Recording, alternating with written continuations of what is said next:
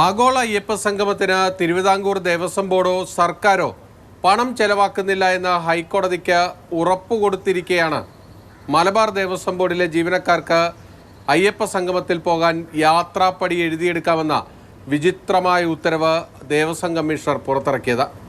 അതാണ് ഇന്ന് ഹൈക്കോടതിയിൽ ചോദ്യം ചെയ്യപ്പെട്ടത്. ആ ഹർജി കോടതിയുടെ മുന്നിലേക്ക് എത്തിയപ്പോൾ തന്നെ ആ തീരുമാനം ഹൈക്കോടതി സ്റ്റേ ചെയ്തു. കാരണം വ്യക്തമായ നിയമലംഘനമാണ് അതിലൂടെ പുറത്തേക്ക് വന്നത്. ദേവസ്വം ബോർഡുകളുടെ പണം മറ്റാവശ്യങ്ങൾക്ക് ഉപയോഗിക്കാൻ കഴിയില്ല എന്ന് കൃത്യമായ നിയമാവലി ഇരിക്കെയാണ് ജീവനക്കാരുടെ യാത്രാപ്പടിക്ക് വേണ്ടി ഈ പണം ഉപയോഗിക്കാമെന്ന് മലബാർ ദേവസ്വം ബോർഡ് കമ്മീഷണർ ഒരു ഉത്തരവിറക്കിയത്.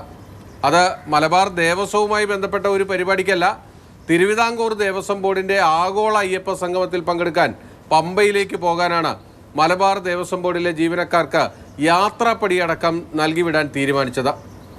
ഹൈക്കോടതി ആ ഉത്തരവ് സ്റ്റേ ചെയ്യുകയും ഇത്തരത്തിലല്ല ദേവസ്വത്തിൻ്റെ പണം ചെലവഴിക്കേണ്ടതെന്ന കൃത്യമായ മുന്നറിയിപ്പാണ് മലബാർ ദേവസ്വം ബോർഡിന് നൽകിയിരിക്കുന്നത്. നാട്ടിലെ നിയമങ്ങൾ എഴുതി വച്ചിരിക്കെ അതൊന്നും തങ്ങൾക്ക് ബാധകമല്ല എന്ന നിലപാട് സ്വീകരിക്കുന്ന ദേവസ്വം ഉദ്യോഗസ്ഥരാണ് ഹൈക്കോടതി ഉത്തരവോടുകൂടി തിരിച്ചടി നേരിട്ടിരിക്കുന്നത്. കൊച്ചിയിൽ നിന്നും ബിനിൽ, മാതൃഭൂമി ന്യൂസ്.